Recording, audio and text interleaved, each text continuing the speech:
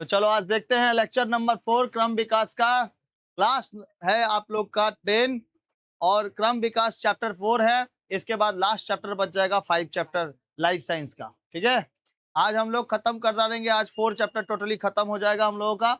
इसमें हम लोग को आज पढ़ना है समजातीय अंगों के बारे में। समजातीय अंग, समजातीय अंग क्या होते हैं? मतलब कोई कोई जो अंग होते हैं किसी किसी के, जैसे पेड़ पौधे के भी देखना कुछ कुछ अंग ऐसे होते हैं जो लगभग लगभग सेम होते हैं, लेकिन उनके कार्य क्या होते हैं? भिन्न होते हैं। किसी के कार्य सेम होते हैं लेकिन समजातीय अंग जो होते हैं वो भिन्न होते हैं। हो सकता है कि नहीं? जिस किसी के कार्य क्या होंगे? सेम होंगे, लेकिन जो अंग रहेगा वो क्या रहेगा? भिन्न भिन्न रहेगा। और किसी के अंग समान रहेंगे लेकिन कार्य क्या रहेगा? भिन्न भिन्न रहेगा। इसके बारे में आज हम लोग जानेंगे। अब पिछले क्लास में हम आपको बता दिए थे लैमार्कवाद के बारे में और किसके बारे में? डार्विनवाद। लैमार्कवाद में हम लोग को ने क्या पढ़ा था? कब जन्म हुआ था लैमार्क का? 1744 में। और मृत्यु और उनकी पुस्तक का नाम कब प्रकाशित हुई थी? 1809 में। वाह, बहुत बढ़िया। तो तीन गो जो था वो तीन गो बारे में बताए थे, तीन चीजों के बारे में। क्या चीज? पहला पहला बताओ फिर से। आकार में नियंत्रण वृद्धि होगा। दूसरा, वातावरण का प्रभाव पड़ता है।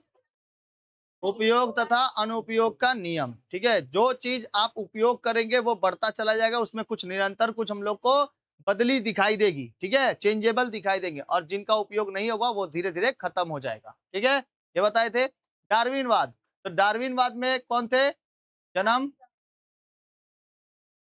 1809 में, बिकॉज उनके 1809 में पुस्तक प्रकाशित हुई थी और इनका जन्म हुआ था 1809। बताइए कौन सी पुस्तक लिखे थे? हाँ, नेचुरल सेलेक्शन। और उसमें हम एक स्पेशल तड़का क्या जोड़े थे? Survival of the fittest. बताए थे ना, सर्वाइवल ऑफ द फिटेस्ट। क्या बोलते हैं वो? अच्छा, गर्दन, जिराफ की गर्दन के ऊपर किसने प्रयोग किया था? लेमार्क। लेमार्क के नहीं ना, लेमार्क के गर्दन, जिराफ के गर्दन के ऊपर लेमार्क बाबा ने। और उन्होंने कहा था कि ऐसा कोई बात नहीं था, जो उसमें सरवाइव कर पाया था, उसकी जातियां बहुत सारी थी, जो सरवाइव कर पाया था, सर्वाइवल ऑफ द फिटेस्ट हो पाया था, वही क्या करता है? आगे जाति अपनी बढ़ाता है। इन्होंने भी तीन बातें कही थी। एक, आंतरिक लड़ाई में अगर जीत गया, बाहरी लड़ाई में जीत गया, लेकिन पर्यावरणीय लड़ाई में क्या हो जाता है? हार जाता है। लेकिन अगर पर्यावरणीय लड़ाई जीत जाता है तो वही प्रजाति आगे बढ़ती है, जिसके वजह से हम लोग को घोड़े की कई सारी प्रजातियां दिखाई देती है। कौन कौन सी घोड़े की प्रजातियां दिखाई देती है हमको तो याद ही नहीं है, आप लोग बता दो। इयोहिपस, मियोहिपस, मेरिचिपस, इयोहिपस और इक्वस। ठीक है, तो आज हम लोग उस घोड़ों में से दो गो घोड़ों के बारे में जानेंगे। जो बहुत सारे घोड़े थे ना, उसमें से केवल कितने घोड़े जानने हैं? दो। बिकॉज बिकॉज अब बता दे रहे हैं, बिकॉज वही दो गो घोड़ों के बारे में सबसे ज्यादा एग्जाम में पूछता है और आया भी हुआ है। ठीक है, एक आधुनिक घोड़ा और सबसे पहला घोड़ा। ठीक है, या टट्टू के तरह जो दिखाई दे रहा था घोड़ा, ठीक है, उसके बारे में। तो स्टार्ट करें आज का क्लास। पिछला रिवीजन हो गया थोड़ा सा, अब देखते हैं हम लोग आगे क्लास स्टार्ट करते हैं। समझ में आ गया इतना? आगे बढ़े जाए? नहीं बढ़े तब वो बोलो। बढ़ गए। चलो, प्लियोहिपस के बारे में देखते हैं। घोड़े का विकास जो हुआ था प्लियोहिपस से। प्लियोहिपस का कितना? 1 करोड़ वर्ष पहले मेरीहिपस से इसका विकास हुआ। मेरीहिपस या मेरीचिपस, मेरीचिपस जो था ना, मेरीचिपस से इसका विकास। पहली बार जो क्लास देखा ना, ये क्या बोल रहे हैं? मेरीचिपस, मियोहिपस, हेरियोहिपस। ठीक है, तो पहली बार जो क्लास देख रहे हैं भाई, वो पहले 3 गो अपना लेक्चर देख ले, उसके बाद 4th पे आए, नहीं तो समझ में कुछ भी नहीं आएगा। आएगा भाई समझ में? मेरी चिप्पस अगर डायरेक्ट नाम ले ले तो कोई को बोलेगा तू तो मेरी चिप्पस की तरह दिखाई दे रही है या दिखाई दे रहा है, तो ये क्या होता है भाई ना? सीधे बोल सकते हैं। चलिए, ध्यान से देखिए बाबू। बाबू लोग मेरे तरफ ध्यान दीजिए। है बबनी, बोल रहे हैं क्या चीज हम? मेरे तरफ ध्यान दीजिए। इसमें आप ध्यान दीजिए, कि उस काल की जो उत्पत्ति जो 1 वर्ष पहले हुई थी, वो कौन थी? मेरी चिप्पस, ठीक है? इससे एक विकास हुआ था और ये था एक टट्टू के तरह दिखाई दे रहा था, ठीक है? घोड़ा था, ये घोड़े की तरह दिखाई दे रहा था। इसकी शारीरिक संरचना कैसी थी? इनका आकार टट्टू से थोड़ा बड़ा था। ऊंचाई लगभग कितना इंच? 50 इंच, 1 मीटर से लेकर 30 सेंटीमीटर तक थी। इसमें मोलर दांत काफी विकसित थे। मोलर, पीछे के दांतों को क्या कहते हैं? मोलर। ई दांत का कहते हैं इंसीजर, इसका कहते हैं केनाइन, इसका कहते हैं प्रीमोलर, पीछे वाले को कहते हैं मोलर। जो काटते हैं ना, मरचा, मरचा नहीं, गाजर काट के खाते हैं, इंसीजर से काटते हैं, इसका क्या कहते हैं? इंसीजर। और देखना, शेर, बाघ जो मांसाहारी जानवर होते हैं उनके ये वाला दंतवा देखना निकला रहता है, उसको क्या कहते हैं? केनाइन। ये क्या कहते हैं? केनाइन। एक प्री मोलर और एक क्या होता है? मोलर। जहां मरचा रख के काटते हैं, मरचा, मोलर। और जब गजरवा धीरे धीरे पतला पीछे एकदम मोटा हो जाता है तो उसको सामने से नहीं कटाता है, तो पीछे ले जाके काटते हैं। होता है कि नहीं होता? अच्छा, कोई कोई मरचा जो खाता है वो देखना नमक वमक लगा के उसके बाद मारेगा। कभी झाल उल रहेगा ना तो एकदम खतरनाक, तो पीछे वाला पे भी जीभ में लग जाता है, खतरनाक। तो कौन सा दांत विकसित था? मोलर दांत। इसके टांग के 3-3 उंगलियों में से बीच वाली उंगलियों का तो विकसित हुआ, किंतु शेष 2 उंगलियां अविकसित रह गई थी, ठीक है? रहकर त्वचा में ही क्या हो गई? ढक गई। इसीलिए सामने का खूर निकल गया और पीछे के 2 गो जो हिस्से थे ये त्वचा में ही ढक के रह गया, ठीक है? इसलिए इसके सामने के खाली खूर दिखाई देते थे, बाकी 2 गो जो इनके उंगलियां थी वो अविकसित रह गया, उसका यूज ही नहीं किया तो अविकसित रह गया। आप लोग एक बात इसमें बहुत ज्यादा गौर करना, एक बात खाली, इन लोग के जितने भी अविकसित शरीर हैं, अविकसित अंग हैं, वो धीरे धीरे गायब होते चले जाएंगे। और आज देखो घोड़ों का सीधे खूर मिलता है ना, तो ये तो प्रजाति थी ना। इसके अलावा एक वो और प्रजाति हुई, इसके बाद जो प्रजाति हुई वो आधुनिक प्रकार का घोड़ा था। उसमें क्या वो दोनों दिखाई देते हैं? वो दोनों दिखाई, मतलब दोनों जो उंगली हैं वो दिखाई नहीं देते, सीधे खूर दिखाई देता है, ठीक है? अब देखो आधुनिक घोड़ा का नाम क्या है? इक्वस।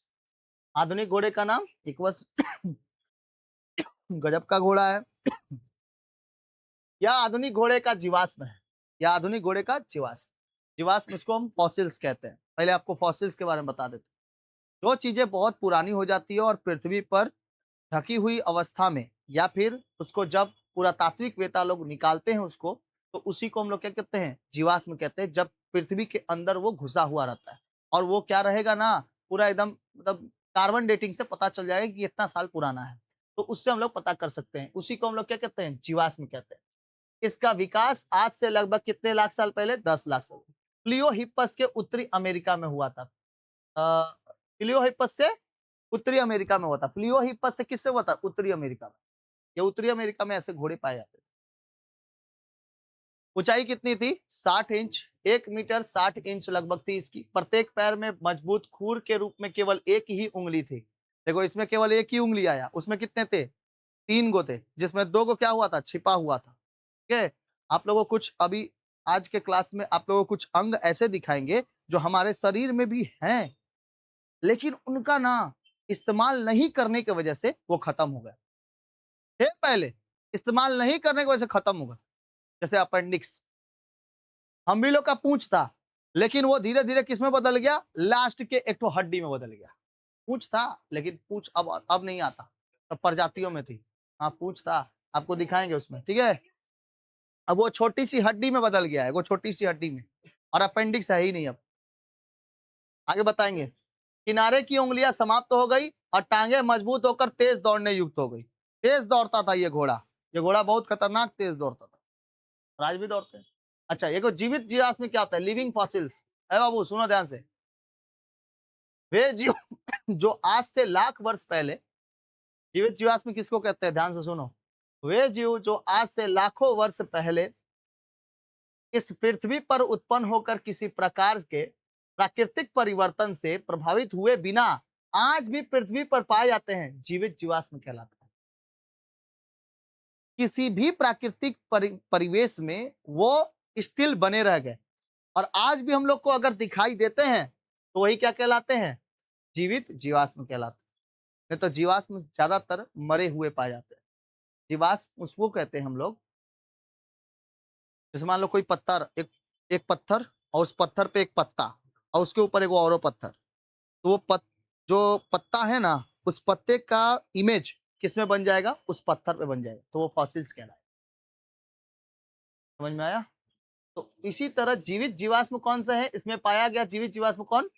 सीलकांत। सीलाकांत एक मछली है, सीलाकांत मछली, ठीक है, ऐसी एक मछली दिखाई देती है, सीलाकांत मछली।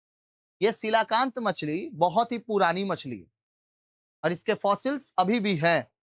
ऑर्थोपोडा का संग लिमुनस, और सरीसृप का स्फेनडॉन, ठीक है, और एक फर्न प्रजाति का, फर्न ये वाला फर्न प्रजाति का पौधा आज भी हम लोग को दिखाई देता। फर्स्ट चैप्टर में पढ़े तो हम लोग फर्न, ये आज भी हम लोग को दिखाई दे रहा है जीवित अवस्था में, और ये मछली आज भी हम लोग को दिखाई दे रही है जीवित अवस्था में, इसलिए इसको क्या कहेंगे? जीवित जीवाश्म कहेंगे।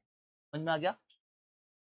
एगो जंतु का ले लिए और एगो पौधे का ले लिए, तो पौधे में कौन? फर्न। जीवित जीवाश्म का एगो उदाहरण बोलेगा तो फर्न, अगर किसका? पेड़ पौधे का, उद्भिज का बोला तो, और अगर जीव जंतु में बोला तो ये हो जाएगा सीलाकांत मछली। कौन सी मछली? सीलाकांत मछली। क्या नाम क्या है?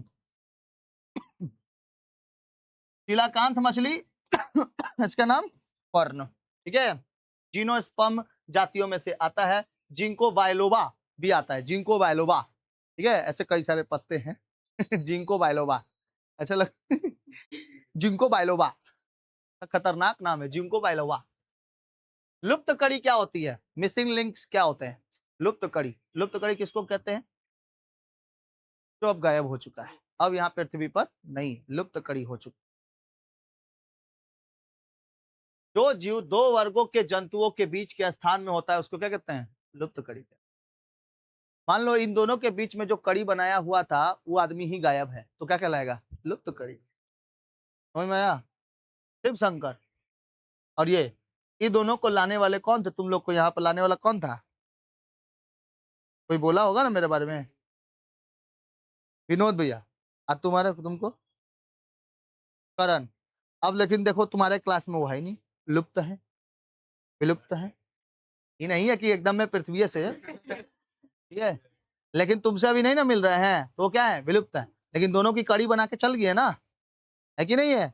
कोई ना कोई तो बताया होगा। तो वो क्या है? वो कड़ी है, लिंक है वो, जैसे इंस्टाग्राम का फेसबुक से रहता है लिंक अप कनेक्शन, है ना। लेकिन वो जो कनेक्शन जोड़ा वो बेटा नहीं है, तो क्या कहलाएगा? विलुप्त कड़ी कहलाएगा, या लुप्त कड़ी कहलाएगा। समझ में आया? समझ में आया? जैसे हमारे और तुम्हारे बीच में एक कड़ी जो है वो टीचर और स्टूडेंट के बीच में है, लेकिन ये जुड़ा कैसे? एक कोचिंग से, है ना। लेकिन जिस दिन ये कोचिंग गायब तो विलुप्त कड़ी हो जाएगी, है ना? जैसे डायनासोर, ये गायब है ना अब। जो उड़ने वाले डायनासोर्स थे, उड़ने वाले डायनासोर्स, और आज का कौवा आज का कौवा, क्रो क्रो, आज का कौवा और उड़ने वाले इस समय के डायनासोर, समझा? कौवा बहुत मार मारेंगे। उड़ने वाले डायनासोर के बीच में कड़ी जो थी आज का कौवा है, लेकिन डायनासोर विलुप्त हो गए कि नहीं हो गए? है ना। तो वो क्या हो गए? विलुप्त। वो लोग क्या, कौन सी कड़ी कहलाएंगे? वो लोग कड़ी कहलाएंगे लुप्त कड़ी, डायनासोर। दुनिया का सबसे बड़ा डायनासोर है ये, दुनिया का। 15-15 तल्ला इनका तो गर्दन होता था, 10-10 तल्ला, 15-15 तल्ला गर्दन होता था इन लोगों का। हम्म? क्या है? जब सजीवों के परिवर्तन, बस, जब सजीवों के परिवर्तन क्रम अध्ययन, जब सजीवों के परिवर्तन क्रम अध्ययन किया जाता है तो किन्हीं दो सजीवों के बीच में क्रमबद्ध परिवर्तन, किन्हीं दो सजीवों के बीच में क्रमबद्ध परिवर्तन, ठीक है, इन दो सजीवों के बीच में क्रमबद्ध परिवर्तन में इतिहास में कुछ रिक्तियां प्रतीत होती हैं, ऐसे जीव को लुप्त कड़ी कहा जाता है, जो दोनों में संबंध रखता हो। इन दोनों में संबंध, जैसे आर्कियोप्टेरिक्स, आर्कियोप्टेरिक्स, ठीक है, आर्कियोप्टेरिक्स एक ऐसा जाति का था जो दोनों के बीच में क्या रखता था, संबंध रखता था। उसका फोटो नहीं मिला, नहीं तो लगाइए देते। यह सरीसृप एवं पक्षी वर्ग के बीच की क्या थी, एक कड़ी थी। मतलब सरीसृप रेंग के भी चल सकता था और पक्षी वर्ग का भी था, उड़ भी सकता था। इन दोनों के बीच की एक कड़ी थी, कौन, आर्कियोटेरिक्स। ये मतलब रेंग के भी चल सकता था और कैसा था, उड़ भी सकता था, पक्षी की तरह भी था। ठीक है, इन दोनों के बीच की कड़ी थी ये आर्कियोप्टेरिक्स। तो इन दोनों के बीच की कड़ी मतलब एक कड़ी किसके बारे में बताया, कि रेंग के चलने वाले सरीसृप के बारे में। सरीसृप जो होते हैं वो छाती के बगल चलते हैं, जैसे मगरमच्छ, छिपकली, ये लोग सरीसृप होते हैं। और ये वो कौन सा, पक्षी। ठीक है, जैसे मान लो पक्षी तो है लेकिन उड़ नहीं सकता, चलता है, शुतुरमुर्ग। और कीवी, कीवी एक पक्षी होती है, दुनिया की सबसे छोटी पक्षी, कीवी। ठीक है, आगे आएगा, फोटो आएगा। ठीक है, इसकी उत्पत्ति देखो, इसकी उत्पत्ति कब हुई है, जुरासिक काल में हुई है, 140 करोड़ वर्ष पहले। ये इसीलिए जुरासिक पार्क का फोटो लगाए हैं, जुरासिक का। ठीक है, यह एक जीवाश्म फॉसिल पक्षी है। कौन सी पक्षी, फॉसिल्स पक्षी।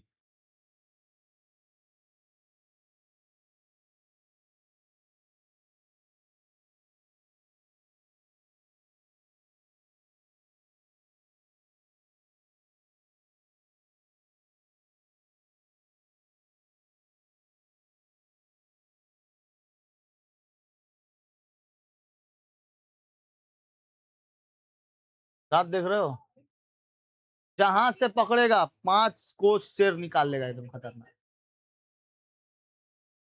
इसके सामने के पैर देखो, अब वो इसके सामने के पैर देखो कैसे हैं, छोटे हैं ना। क्या इस प्रजाति के डायनासोर नहीं पाए जाएंगे, इस प्रजाति के भी डायनासोर पाए जाते थे, इस प्रजाति के भी डायनासोर पाए जाते हैं, और दूसरे प्रजाति के भी डायनासोर पाए जाते थे। ये लोग इतने बड़े बॉडी के होते थे कि सरवाइव ही नहीं कर पाए, पर्यावरणीय लड़ाई से नहीं लड़ पाए, जीत नहीं पाए, इसलिए क्या हो गई, इनकी मृत्यु हो गई। बताओ तो बाबू, ऐसी प्रजाति के और भी डायनासोर होंगे कि नहीं होंगे, सब के सब खत्म हो गए कि नहीं एक के बार में, कैसे बोलो। पर्यावरणीय लड़ाई में ये लोग जीत नहीं पाया, आपसी लड़ाई में तो जीत पाया। अच्छा, इससे पहले जो फोटो इस ने दिखाए थे जिसका गर्दन लंबा था, वो मांसाहारी नहीं था, वो शाकाहारी था। हाँ हाँ, पत्ते वगैरह खाता था। ठीक है, जिराफ के जैसा। हम लोग नहीं कह सकते हैं कि ये एक कड़ी थी जिराफ का, और ऊंचे ऊंचे लंबे गर्दनों का एक कड़ी होगा। कौन, वो बड़ा वाला डायनासोर। ये बेटा किसका कड़ी होगा, कंगारू। कंगारू, सही बोली। कंगारू का भी पैर ऊपर की तरफ कैसा रहता है, थोड़ा छोटा रहता है। इसके देखो, इसके ये हाथ है, ये पीछे वाला पैर है, ये हाथ हो गए, पैर हो गया। ठीक है, तो इसके समजातीय अंग होंगे, और वो समजातीय अंग कोई उड़ने वाला था, तो कोनो दौड़ने वाला, कोई भागने वाला, कोई चीड़ फाड़ करने वाला। समजातीय अंग थे, मतलब अंग क्या थे, हाथ ही थे, लेकिन वो हाथ कोई उड़ रहा था, कोई फाड़ के खा रहा था, और कुछ ऐसे हाथ थे जो क्या कर रहे थे, भाग रहे थे। ठीक है, जैसे बिल्ली के 4 गो पैर है उसमें से, लेकिन अगर उसको 2 गो उठा दिया जाए तो 2 गो हाथ 2 गो पैर हो जाएगा, हमारे जैसे ही हो जाएगा अंग। अच्छा, उसके 5 गो उंगली है, लेकिन उसको पंजा कहते हैं, इसको भी क्या कहते हैं, हम लोग का समजातीय अंग है कि नहीं है, मतलब समजातीय अंग मतलब उसका भी जो अंग है और हमारा जो अंग है, ये हथेली वाला, दोनों सेम हो सकता है कि नहीं, लेकिन काम क्या है, अलग अलग। उससे वो भागता है, तुम भागते हो क्या, आते हो, है ना। तो अंग क्या हो सकते हैं, समान, लेकिन कार्य क्या हो सकते हैं, भिन्न। तो इसी का कार्य समान हो सकता है, लेकिन अंग क्या हो सकते हैं, भिन्न। समझ में आया।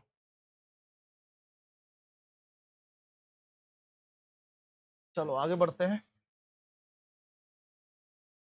पक्षी वर्ग के लक्षण कैसे दिखाई देते हैं, शरीर पर परों की उपस्थिति होती है, फेदरलेस होते हैं, फेदर्स होते हैं उसके, फेदर्स मतलब क्या चीज रहते हैं उसके, पंख। अग्रपात के डैनों में रूपांतरण और पिछले टांगों पर चलना, पंछियों के पिछले टांगों पर चलते हैं और सामने की तरफ क्या होता है? पंख होता है। अरे हम भी लोग में पंख लगा दिए तो पूरा पंख बन जाएगा। और ये दुगो पैर, ठीक है। चोंच होते हैं, बीक। चोंच ऐसे ऐसे होते हैं ना, अलग अलग प्रकार के चोंच। इसका चोंच देखो, खतरनाक लंबा हुआ है। ये टोकॉन है, ये कार्डिनल है, फ्लिकर है, ये ईगल है। ईगल का चोंच देखो, सबका अलग अलग, ठीक है। सबका खाने का काम है इसी चोंच से, है ना। क्या अंग क्या है? अलग अलग, लेकिन काम क्या है? सेम।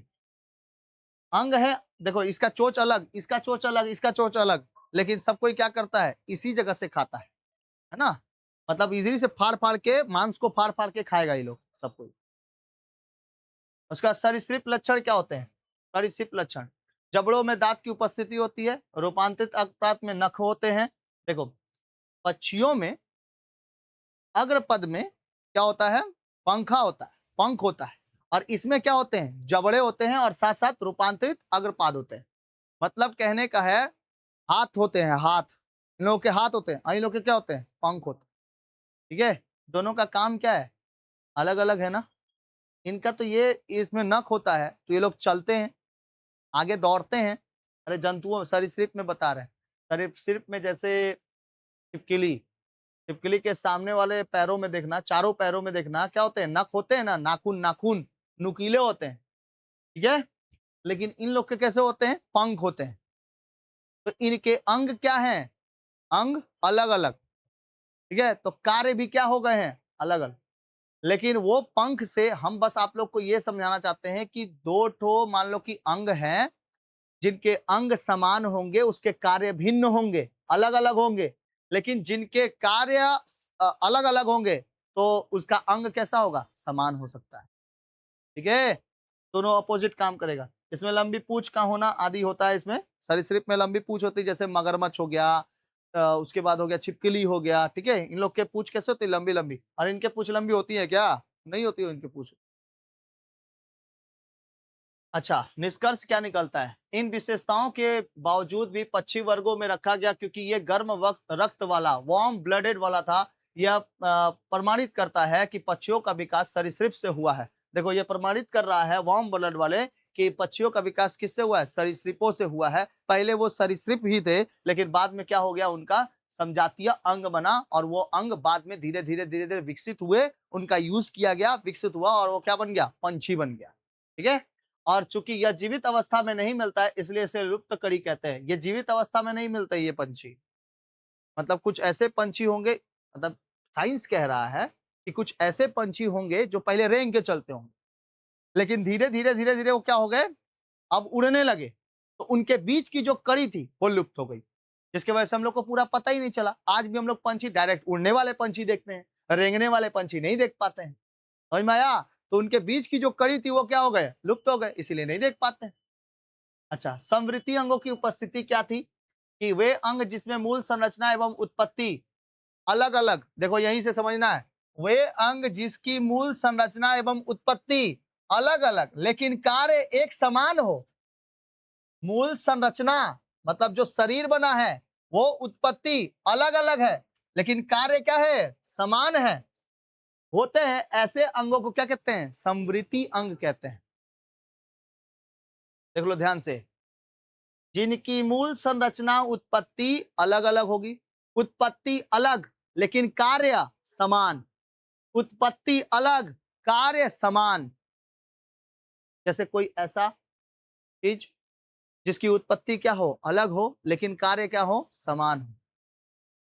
बताइए।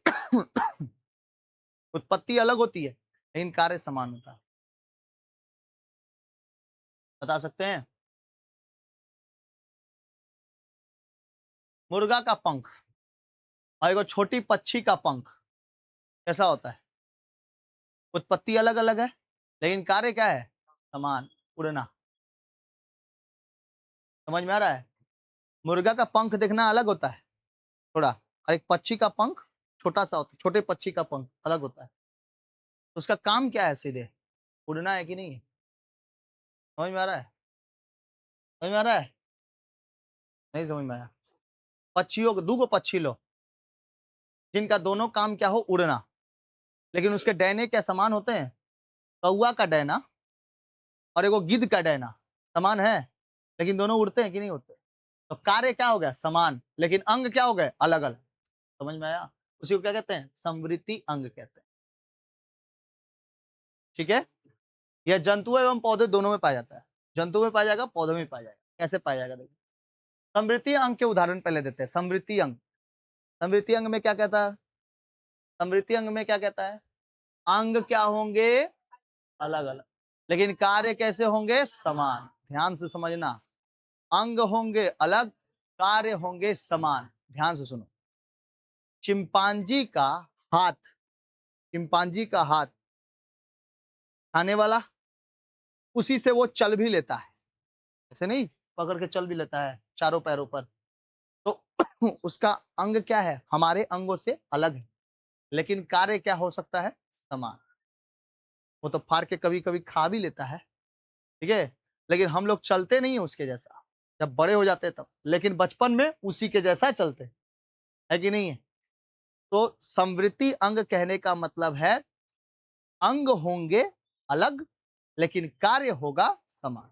काहे तुम हंस रही है? कोई जोक मारे हैं? हंसना मना है। अभी खतरनाक टॉपिक चल रहा है एकदम, ध्यान से समझना। तितली और पक्षी, देखो ध्यान से, तितली का पंख अलग है, पक्षी का पंख अलग है, लेकिन काम क्या है दोनों का? उड़ना, है कि नहीं है? इसी को कौन सा अंग कहेंगे? समवृत्ति अंग। और ऐसे ही क्वेश्चन आते हैं और छोड़ के चले आते हैं, क्वेश्चन ऐसे ही आते हैं सेम, लेकिन छोड़ के चल आते हैं, छोड़ना नहीं है। पंख क्या है? समवृत्ति अंग में हो गए ना, पंख समवृत्ति में अंग में हो गए, पंख समवृत्ति अंग में हो गए, बिकॉज तितली का भी पंख उड़ने के लिए और पक्षियों के भी पंख उड़ने के लिए। तो पंख कैसा अंग है? समवृत्ति अंग है। इसकी उत्पत्ति एवं मूल रचना में भिन्नता होती है, किंतु कार्य एक समान होता है। इसकी उत्पत्ति और रचना अलग होती है। तितली का पंख छोटका छोटका और पक्षी का पंख बड़ा, तो इसकी उत्पत्ति हुई कैसी? अलग, लेकिन काम क्या हुआ? समान। दोनों प्राणी अपने पंखों की सहायता से उड़ते हैं, यही इसकी विशेषता है। विशेषता समझ में आया? तितली का पंख छोटा है लेकिन उड़ रहा है, पंछी का पंख बड़ा है लेकिन उड़ रहा है। उसकी जो समृद्धि अंग हुई वो अलग अलग हुई, लेकिन काम क्या हुआ? समान। अनुकूलन क्या हुआ? देखो, एडेप्टेशन क्या हुआ? शरीर की रचना उड़ने वाले जीवों के रूप में अनुकूलित हुई, अडेप्टेड हुई, और ये पंख संबंधित जीवन में उड़ने के लिए अनुकूलन बनाए गए और कार्बनिक विकास का प्रमाण प्रस्तुत किया गया। शरीर की रचना कैसे हुई? उड़ने वाली हुई, शरीर पूरा उड़ने वाला हुआ। इसीलिए पक्षियों का जो हड्डी होता है, पक्षियों का जो ब्रेन होता है और पक्षियों की जो बॉडी होती है वो हल्की होती है, ताकि पंख उसको लेके उड़ जाए। ठीक है? पौधों में समृद्धि कैसे होती है? मटर का ट्रिंडल, मटर का ट्रिंडल और हरजोरा का टेंड्रल दोनों समृद्धि अंग है। ये सब ना पुराने हैं, बहुत सारे पौधे ऐसे होते हैं, पौधे में होते हैं। दोनों अंगों के कार्य समान होते हैं, दोनों ही पौधे के ऊपर चढ़ने में सहायता करते हैं।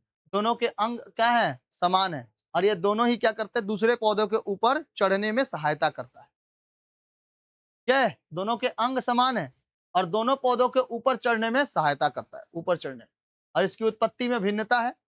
मटर के ट्रिंडल की उत्पत्ति प्रति से और हरजोरा की टेंडल की उत्पत्ति तना से होती है। देखो ये कार्य, देखो इसका उत्पत्ति कैसे हुआ है? भिन्न, लेकिन समान कार्य है। पौधे में भी ऐसा होता है। देखो मटर की जो पत्ती होती है, सॉरी, मटर की ट्रिंडल, ट्रिंडल मतलब उसका होगा शायद, ये तो पौधा ये वाला है, जंतु वाला है।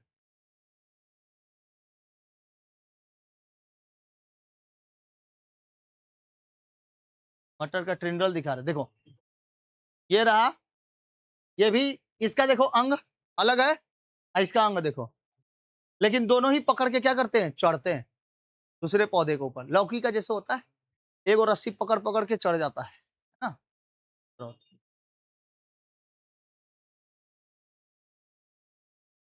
ये समझ में आ गया? ये देखो, ये अपना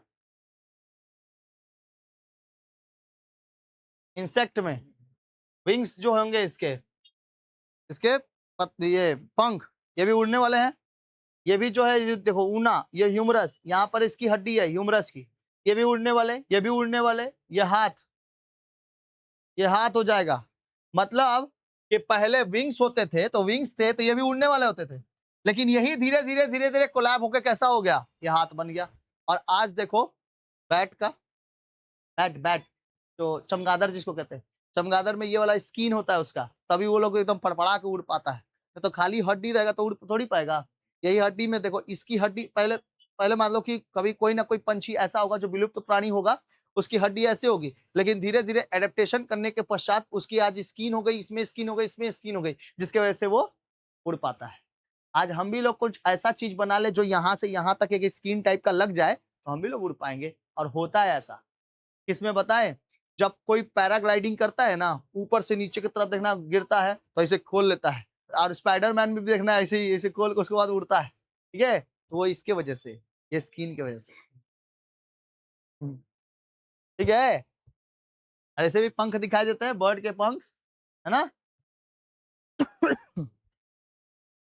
समझ में आ गया।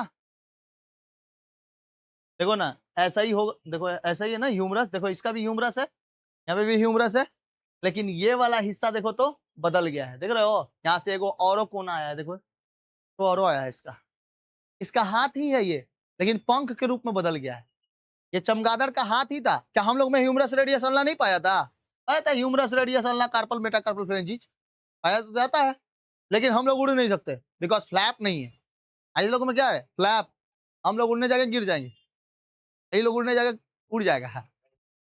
हम लोग उड़ेंगे इतना खतरनाक कि सीधे उड़ेंगे। ठीक है,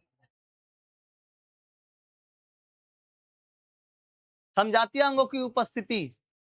जंतुओं में कुछ अंग ऐसे होते हैं जो मूल रचना एवं उत्पत्ति में समान होती है, किंतु उनके कार्य क्या होते हैं, भिन्न भिन्न होते हैं। उसके समजात अंग कहते हैं, उसको समवृत्ति अंग कह रहे थे, इसको क्या कहते हैं, समजात अंग। जिसकी मूल संरचना उत्पत्ति में समान होती है, उत्पत्ति क्या होगी, समान, लेकिन कार्य होंगे भिन्न। उसमें क्या था, उत्पत्ति हो गया अलग, लेकिन कार्य होगा समान, तो उसको क्या कहेंगे, समवृत्ति अंग। और इसको क्या कहेंगे, समजातीय अंग, समजात अंग, होमोलोगस ऑर्गन्स। ठीक है, जिसे इसमें क्या है देखो तो, मूल संरचना एवं उत्पत्ति कैसा रहेगा, समान, किंतु कार्य कैसे रहेंगे, भिन्न। इसको समजातीय अंग कहते हैं।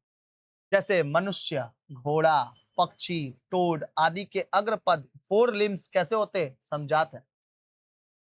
मनुष्य का आगे वाला हाथ और घोड़ा का सामने वाला पैर, दोनों क्या है, उत्पत्ति कैसी है, समान, लेकिन कार्य क्या है, भिन्न। घोड़े जैसा हम लोग ऐसे तोड़ पाएंगे, समझ में आ रहा है, समझ में आ रहा है। पहला क्या समझा है, समृद्धि अंग क्या कहता है, उसमें उत्पत्ति होती है अलग, कार्य होता है समान। इसमें क्या है, समझात अंग में उत्पत्ति होगी समान, कार्य होगा अलग। समझ में आ गया।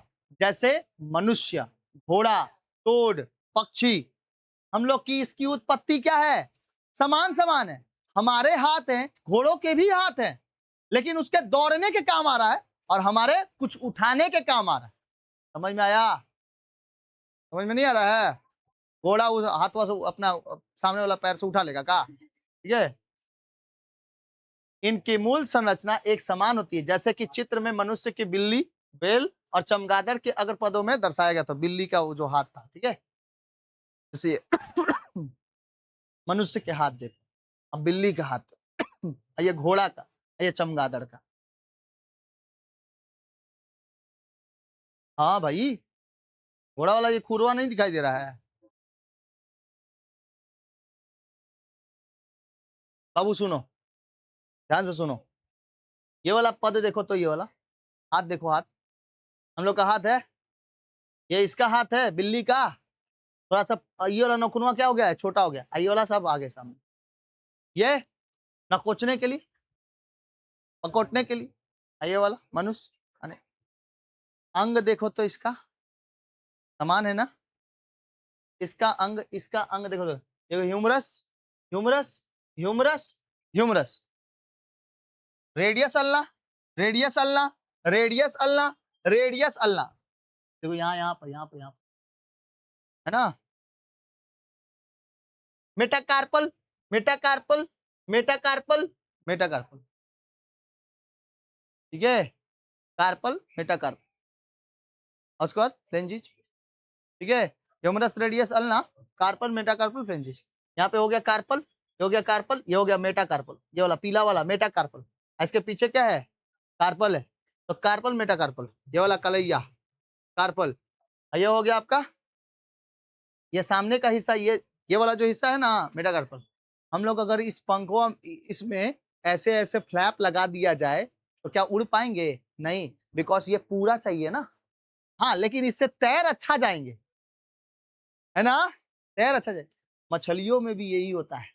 मछली के जो पंख अगर अच्छे से देखोगे ना, तो उसमें भी एगो एगो रेसा रेसा टाइप का निकला रहेगा, और उसमें फ्लैप रहेगा, इस तरीके का फ्लैप रहेगा। मैं तो इसमें भी ह्यूमरस पाया जा रहा है, रेडियस पाया जा रहा है, अल्ना पाया जा रहा है, लेकिन इसका कार्य क्या है? अलग। इसका कार्य है उड़ने का, इसका कार्य है नहीं उड़ने का। इसका कार्य है भागने का, पकड़ने का, इसका कार्य है दौड़ने का। लेकिन अंग क्या है? समान है। अंग समान, कार्य भिन्न, समजात अंग। अंग समान, कार्य भिन्न, समजात अंग। और कार्य समान, अंग अलग। फिर गलती हो गया, बोलो फिर से। समृद्धि अंग, उत्पत्ति अलग, कार्य समान, क्या कहलाएगा? समृद्धि अंग। उत्पत्ति समान, उत्पत्ति समान, कार्य अलग, क्या कहलाएंगे? समजातीय अंग। कौन सा अंग? समझ में आ गया?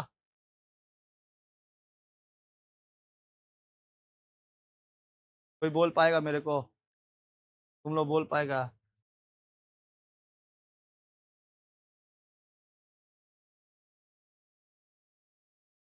तो अब ये भूला जा रहा है, एग्जाम में कैसे याद रखेगा? लोग का सेरिब्रम बहुत कमजोर है। बोलो, समृद्धि अंग किसको कहेंगे? जिसके उत्पत्ति अलग होगा लेकिन कार्य समान होगा, समृद्धि अंग कहलाता है। समजातीय अंग किसको कहेंगे? जिसकी उत्पत्ति, ये वाला उत्पत्ति समान, कार्य भिन्न। इंसान के हाथों का कार्य अलग, बिल्ली के हाथों का कार्य अलग, घोड़े के हाथों का कार्य अलग। इसका भी तो हाथ है ना सामने, बस अभी क्या बन गया है? पैर बन गया है, ठीक है इसका, और इसका कार्य अलग है, ठीक है। समजात अंगों के उदाहरण देखो, समजात अंगों के उदाहरण कौन कौन से? देखो, सभी में एक प्रकार की अस्थियां पाई जाती है। Humerus, radius, ulna, carpal, metacarpal, phalanges, सब पाए जाते हैं। ह्यूमरस का सिर अंशक मेघला में ये फिट हो जाता है, ये ह्यूमरस वाला होता है। इन हड्डियों में विभिन्नताएं पाई जाती है। वे जंतुओं के इन कार्यों के कार्य में विभिन्नता लेकर आती है। वो वातावरण और आवश्यकता के अनुसार वो कार्य करते हैं, ठीक है। और मनुष्य में जैसे पकड़ने का काम करता है। अरे ह्यूमरस हाथ, हाथ क्या करता है? मनुष्य में पकड़ने का, घोड़े में दौड़ने का, पक्षी में उड़ने का, और टोड में कूदने का। तो अंग तो क्या है? समान, कार्य क्या है? भिन्न, समजातीय अंग। समझ में आया? मनुष्य में पकड़ने का काम करता है, घोड़े में दौड़ने का काम करता है, पक्षी में उड़ने का, और टोड, टोड मतलब मेढक, मेढक में किसे? कूदने का काम करता है।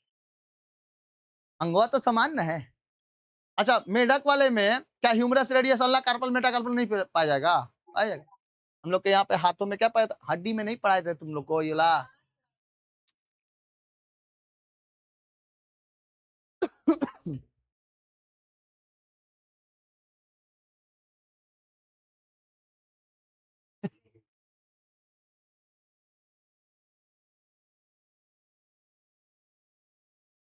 ये जो लॉलीपॉप की तरह दिखाई दे रहा है, इसको कहते हैं ह्यूमरस। ये कंधे से लेकर केहूनी तक होता है। कहाँ तक होता है? कंधे से लेकर। जो नया नया लड़का लोग आया है, सब लड़का लड़की लोग को बता देते हैं। देखो, इसको कहते हैं ह्यूमरस। कंधा से लेकर केहूनी तक क्या कहलाता है? बोल जल्दी। Humerus. Radius ulna, radius ulna, radius ulna, radius ulna, carpal metacarpal. उसके बाद फ्लेंजिज। हाथों की हड्डी 30 गो, हाथों की हड्डी 30, इस हाथ में हड्डी 30, 30 30 कितने हो गए? पूरे बॉडी में कितनी हड्डियां? 206। ठीक है, femur, patella, tibia, fibula, tarsal, metatarsal, phalanges, 30 गो हड्डी। पैर में कितनी हड्डी? 30, femur, patella, tibia, fibula, tarsal, metatarsal, phalanges. Clavicle, pelvical, scapula. यहाँ पर ना इतनी बड़ी सी हड्डी है यहाँ पर, यहाँ पर इसको कहते हैं स्कैपुला। क्या कहते हैं? स्कैपुला। ठीक है, कॉलर के पास कैल्विकल 2 गो। देखो इस हाथ में 30 गो, इस हाथ में 30 गो, 60 गो हो गया। इस हाथ में, एक पैर में 30 गो, इस पैर में 30 गो, 60 60 120 हो गए। 2 गो कैल्विकल, 2 गो कैल्विकल, 2 गो पेल्विकल, पैर के पास पेल्विकल, और 2 गो स्कैपुला। कितने हो गए? 126। कितना बच गया? 80। फेस में 14 गो, फेस में कितनी हड्डी? 14। दोनों कान मिला के 6 गो, माथे में 8 गो, छाती में 25 गो। ठीक है, एगो स्टर्नम और उसके बाद छाती में 25 गो। रीढ़ की हड्डी 26, रीढ़ की हड्डियों में कितनी है? हड्डियां 26 गो। ठीक है, एगो हायोड बोन हो गया 80 गो। 206 हड्डी गिना दिया अभी। समझ में आया?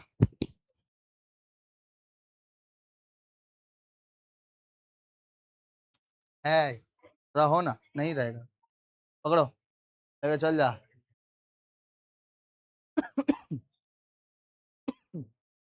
Humerus, radius, ulna, carpal, metacarpal. तो क्या कहते हैं? Humerus, radius, ulna, carpal, metacarpal, phalanges. ठीक है, कार्पल, मेटाकार्पल, फ्लेंजिज। ओके बाबू, देखो ये रहा स्कैपुला, इसको कहते हैं कैल्विकल। ये वाला हड्डी, ये वाला हड्डी, ये वाला हड्डी ना स्कैपुला, ये क्या कहलाता है? कैल्विकल कहलाता है। ये वाला हड्डी कौन सी कहलाती है? कैल्विकल कहलाती है। याद रहेगा, ये वाली हड्डी कैल्विकल। ठीक है, अब किसी किसी का हड्डी ये बहुत खतरनाक निकला रहता है, तो इसमें देखना ये मांस वगैरह ना, ये सब इसमें चल जाता है, अंदर झुक जाता है, तो इसमें पानी लेके ऐसे ऐसे चल सकते हैं। ठीक है, पानी वानी लेके जा सकता है। ये गड्ढा एगो झील बन जाता है, गोखुर झील। ठीक है, अरे बहुत अलग अलग झीलें हैं, मतलब हम लोग के फेस पे ना कितना खतरनाक खतरनाक झील है, बता नहीं सकते। सांभर झील है, आखिया को क्या कहते हैं? सांभर झील। ये है आपका यहाँ पे हिमालय पर्वत की पूरी श्रेणियां। ठीक है, ये मुहवा हो गया मैरियाना गर्थ। ठीक है, सवाना घास के मैदान। ये है पंपास घास के मैदान। सब खतरनाक खतरनाक। ये तो हो गया तुम्हारा भेल्ड, ये भेल्ड घास के मैदान हो गए। भेल्ड, ये भेल्ड, सवाना घास, ये पंपास। ठीक है, ये हो गई 2 गो झील, 2 गो झील, सांबर झील। सांबर झील खारा झील होता है ना। ये हो गया मारियाना गर्त, ये हो गया पूरा कौन सा? हिमालय पर्वत की श्रेणियां, है ना।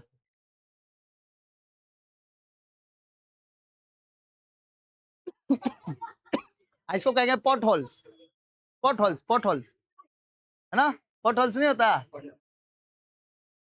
अरे सब अपने फेस पे ही है कि नहीं? तो फेस पे कितनी हड्डी हो गई? 14 गो। तू कौन? वापस कर इसको, अपनी हड्डी वापस करो, लाओ। इससे कोई मजाक नहीं करेगा, सपने में आता है ही रात को। चलो आगे देखो। अंगों की समानता होमोलॉजी कहलाती है। पौधे में समजातीय जंगली मटर जो होते हैं ये ट्रिंडल पाए जाते हैं। इसमें आपको बता देते हैं ट्रिंडल वगैरह के बारे में। जंगली मटर ट्रिंडल पौधे के ऊपर चढ़ने में सहायता करती है। कैक्टस, नींबू, बेल पौधे में पाए जाते हैं। कांटे पौधे को सुरक्षा प्रदान करता है। कांटा जो होता है वो पौधे को सुरक्षा प्रदान करता है। और हरजोरा का जो होता है ये कांटे दूरता, और कैक्टस के फाइलोफ्लेड, अदरक के राइबोसोम आदि में समजात अंग होते हैं, क्योंकि ये सभी तने के संप्रेरित। देखो कैक्टस में वही तना क्या बन जाता, पत्ती जो होती है ना वो क्या बन जाती है? वो बन जाती है कांटे। जब उसको पानी ठीक तरीके से नहीं मिल जाता तो कैक्टस में वो पत्तियां बन जाती हैं, कांटे बन जाती है। ठीक है, काटा बन जाता है। समझाती है अंग टाइप के दिखा देते। जैसे थ्रोन, जैसे कौन सा थ्रोन, ये थ्रोन, ये ना अगर इसको पानी सही से नहीं मिलेगा ना तो क्या बन जाएगा, ये कांटा बन जाएगा। अब ये भी देखो, ये भी क्या करता है, ये भी क्या करता है, पकड़ पकड़ के चढ़ता है ऊपर की ओर, ये भी पकड़ पकड़ चढ़ता है ऊपर की ओर। तो इसके अंग क्या हो गए, समान, सॉरी अंग क्या है, अलग अलग, लेकिन काम क्या है, समान है। ठीक है।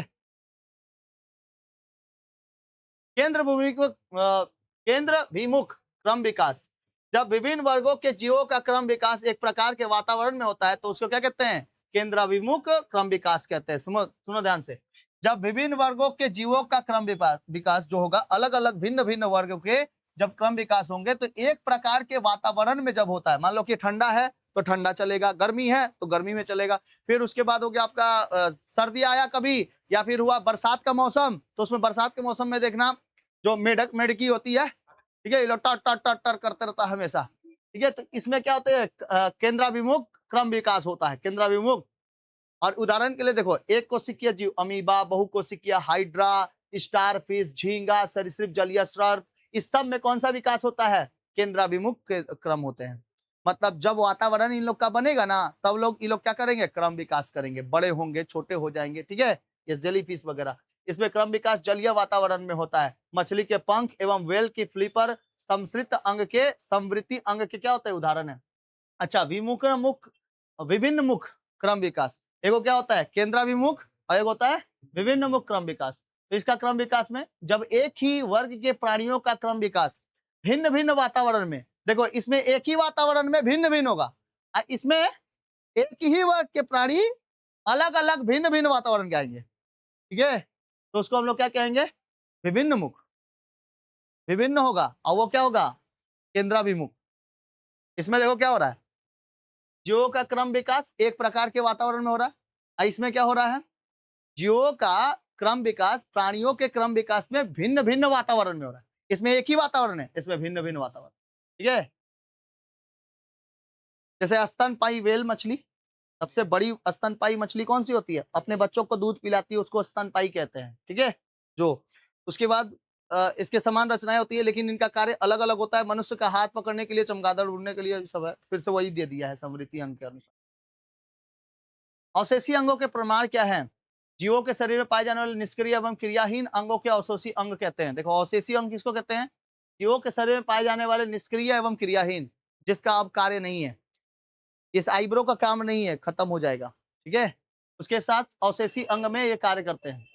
पूर्व काल में जीवों की कुछ सक्रिय अंग क्रम विकास की प्रक्रिया में धीरे धीरे निष्क्रिय और आकार में छोटे होते गए, इसका कोई उपयोग नहीं रहा। ध्यान से सुनो, पूर्व काल के जीवों की कुछ सक्रिय अंग थे, पहले सक्रिय होता था, लेकिन क्रम विकास की प्रक्रिया में धीरे धीरे ये निष्क्रिय हो गए, मतलब काम करना छोड़ दिए और आकार में छोटे छोटे होते चले गए।